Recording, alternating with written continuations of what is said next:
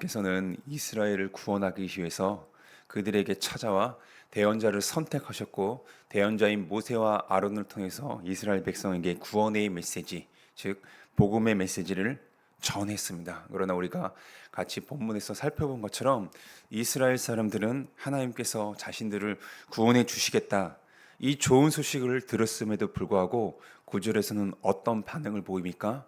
그들은 하나님의 그 생생한 메시지를 듣고도 전혀 기쁘게 반응하지 않습니다. 그들이 모세의 말을 듣지 않고 오히려 그것을 귀찮아하는 것 같습니다. 왜냐하면 그들의 마음이 상했기 때문입니다. 마음만 상한 것이 아니라 그들의 육신도 너무나 피곤했기 때문에 하나님께서 생생하게 전해주시는 놀라운 구원에 복된 그 소식을 듣고도 그들은 전혀 기뻐하지 않았습니다. 이들의 모습을 보았을 때 우리는 어떤 생각이 듭니까? 이스라엘이 너무하다, 멍청한 거 아닌가? 하나님께서 말씀하셨잖아. 하나님의 말씀 들었는데 얘네들은 왜 이렇게 반응하지? 이렇게 생각하실 수 있습니다. 그런데 우리가 육신이 힘들고 마음이 힘들 때 어떠한지를 돌아보면은 본문에 나타난 이스라엘 반응이 마치 오늘 우리가 힘들었을 때 하나님의 말씀을 듣기 싫어하고 안 들으려 하는 우리의 모습과 똑같이 하는지 살펴보아야 됩니다. 우리도 저의 경험상 보면은 우리도 이스라엘 모습과 똑같아요. 당장에 어려운 현실을 만납니다. 그러면 우리는 어떻게 행동합니까? 내 몸과 마음의 안정의 휴식을 위해서요 행동을 해요. 육체적으로 정신적으로 너무나 힘듭니다. 스트레스를 많이 받아요. 그럼 우리는 어떻게 행동합니까? 다른 거 바라보지 않습니다. 당장 내가 죽게 생겼기 때문에 내 마음의 안정을 취해야 돼. 내 육신을 회복해야 돼. 그렇게 하면서 아무것도 바라보지 않고 오직 나를 위해, 나의 그 휴식을, 나의 재충전을 위해서 그렇게 행동하는 우리입니다. 내 삶이 어려우면은 우리는 하나님의 말씀을 듣기 귀찮아합니다. 듣지 않을 뿐만 아니라 심지어는 들으러 오지도 않습니다. 당장 내 삶을 해결해주는 그런 내용이 아니면요, 우리 사람들은 전혀 관심을 갖지 않아요. 우리 사람은 그렇습니다. 우리가 본문에 나타난 이스라엘 향해서 손가락질을 할 수가 없습니다. 이들의 모습이 바로 죄인된, 죄성을 가진 우리의 모습이기 때문이에요. 그런데 놀랍게도요, 듣기 싫어하는, 듣지 않으려는 이스라엘 모습과는 다르게 하나님께서는요 그 반대로 행동하십니다. 어떻게 하세요? 듣지 않는 것을 알고 계십니다. 듣기 싫어할 것을 하나님께서 뻔히 알고 계셨어요. 그럼에도 불구하고 하나님은 계속해서 구원의 메시지, 복음의 메시지를 전하십니다.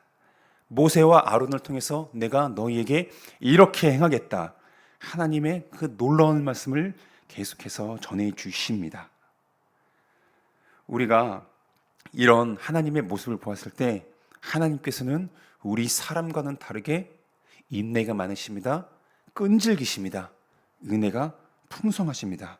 우리가 만약 누구에게, 심지어 가까운 내 자녀에게 좋은 소리, 자녀 입장에서는 잔소리일 수도 있습니다. 내가 너한테 이렇게 하겠다 라고 두세 번 얘기했습니다. 근데 우리 자녀들은 보통은 어떻게 해야 합니까? 또는 가까운 사람, 그 사람이 느껴지게 잔소리처럼 느껴지는 그런 내용이라면 정말 너무나 좋은 내용입니다. 누구나 생각해도 객관적으로 봐도 옳은 얘기입니다. 그런데 사람들은요 그것을 듣지 않으려고 해요. 오히려 귀찮아합니다. 왜 또 나한테 귀찮게 잔소리하냐, 좀 제발 좀 그만해라 라는 반응을 우리 보면은 우리 사람은요 위축이 돼요. 그리고 내가 사랑하는 가족, 친구, 사람들이라 할지라도 더 이상 말하는 것을 꺼려합니다. 상대방이 나를 싫어할까 봐. 그럼에도 하나님은요 끈질기게 우리에게 다가와 주십니다. 다가와 주실 뿐만 아니라 하나님의 그 뜻이 어떠한지를 오늘도 생생하게 다시 한번 들려주세요.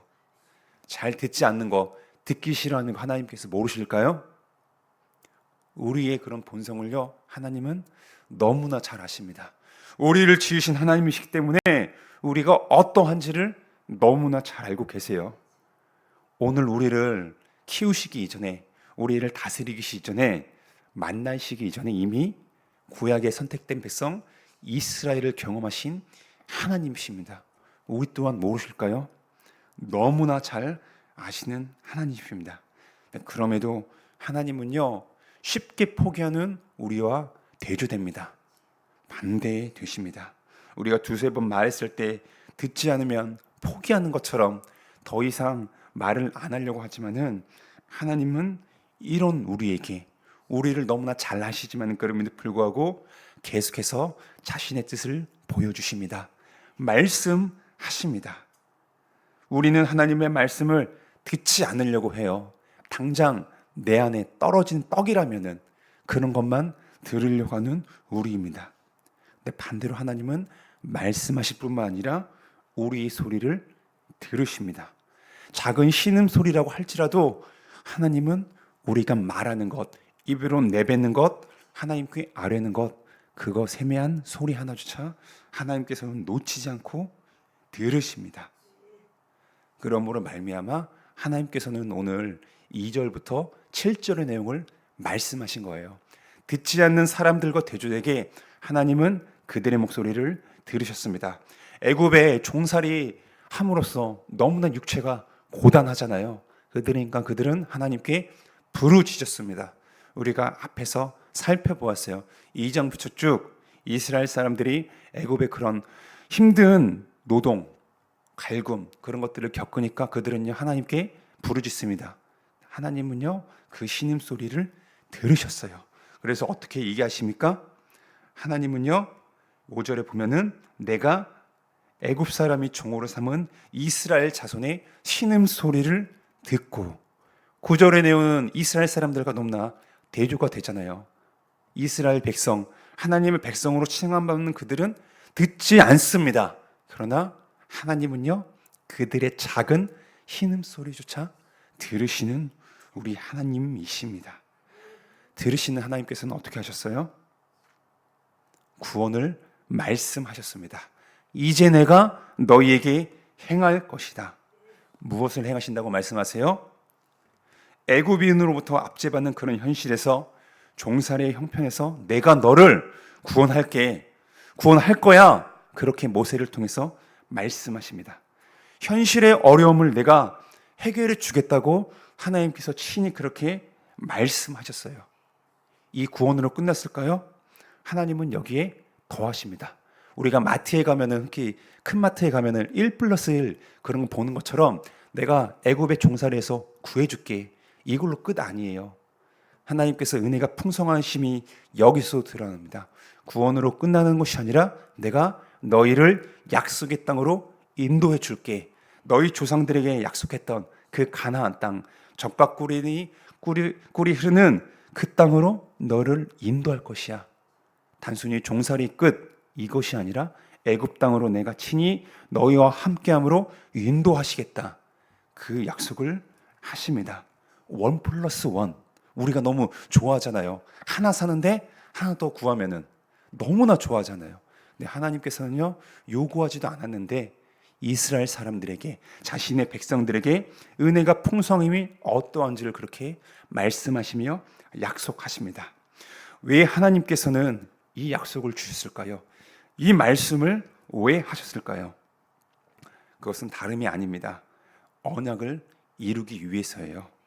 이스라엘 조상들과 하셨던 그 언약, 아브라함과 이삭과 야곱에게 하셨던 그 언약을 성취하기 위해서 하나님은 내가 이제 친히 내려가서 너희를 구원하겠다, 이 말씀을 하셨습니다. 이 언약의 내용은 뭘까요? 언약의 내용 뭘까요? 그건 바로 다른 것이 아닙니다. 7절에 나오죠. 나는 너희 하나님이 되고 너희는 나의 백성이 될 것이다. 이게 바로 언약의 내용입니다.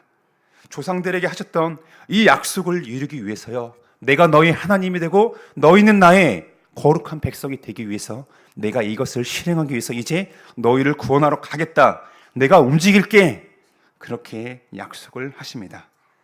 내가 너의 하나님 되고 너는 나의 백성이 되는 것, 이 약속은 원래는 타락하기 전에 아담과 하와가 하나님과의 친밀한 관계를 누리는, 그들이 하나님으로부터 지음을 받은 형상과 모양이기 때문에 모든 피조물 중에서 오직 하나님의 형상과 모양으로 지음받은 우리 사람들만이 하나님께서 우리 하나님이 되시고 우리는 하나님과 직접적으로 교제하는 그런 복된 피조물의 관계였습니다.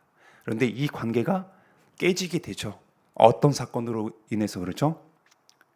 죄로 말미암아, 아담과 하와의 불순종으로 말미암아 하나님과 우리의 관계가 깨지게 된 겁니다.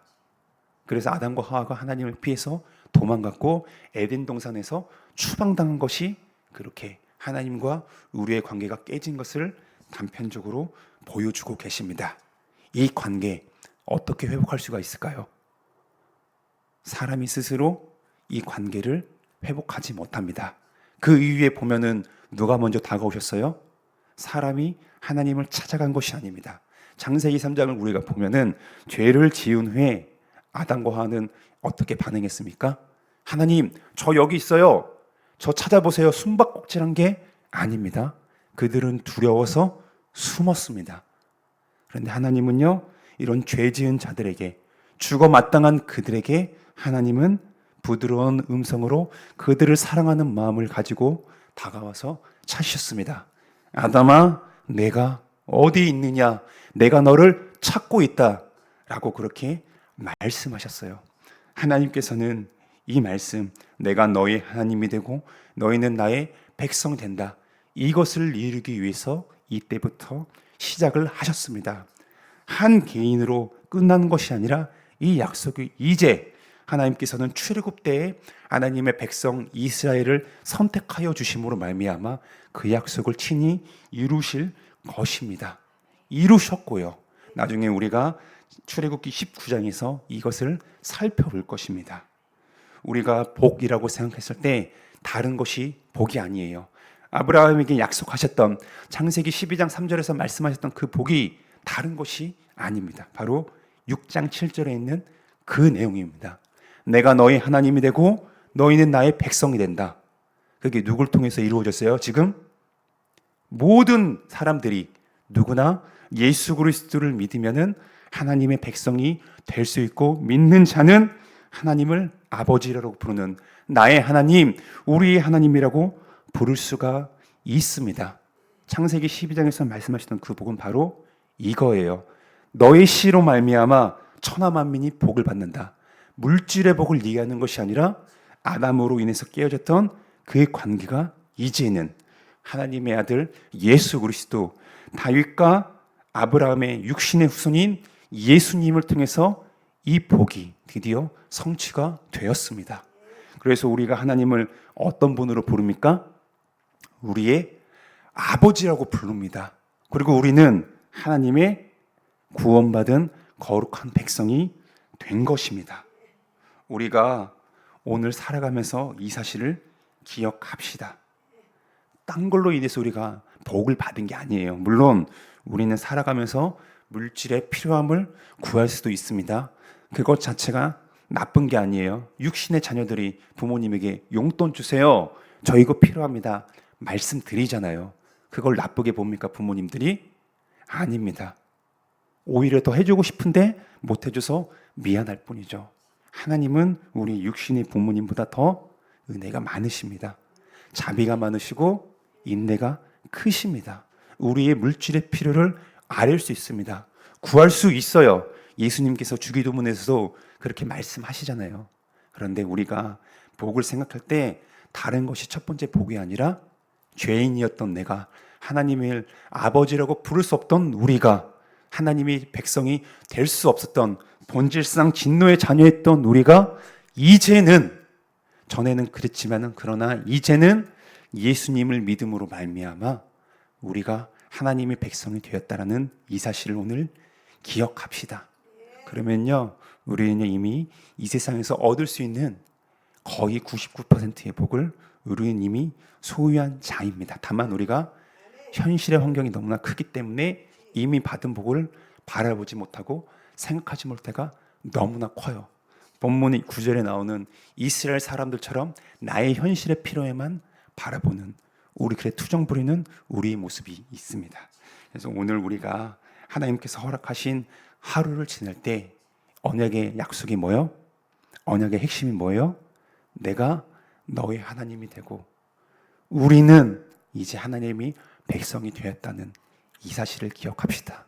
그렇게 할 때 우리에게요, 다른 것을 누가 뭐 똑바로 살아라, 도덕적으로 살아야 된다 얘기 안 해도요, 우리는 이미 여전히 부족해도 구원받은 나는 하나님의 거룩한 자녀이기 때문에 성령께서 우리 안에서 살아 역사하시기 때문에 우리가 처한 가정과 직장, 교회 이 모든 곳에서 하나님 보시기에 오늘도 하나님과 동행하는 그런 삶을 살 줄로 믿습니다. 그것을 기억하면서 살아가시는 우리 한광의 식구들이 되기를 주님의 이름으로 축원합니다.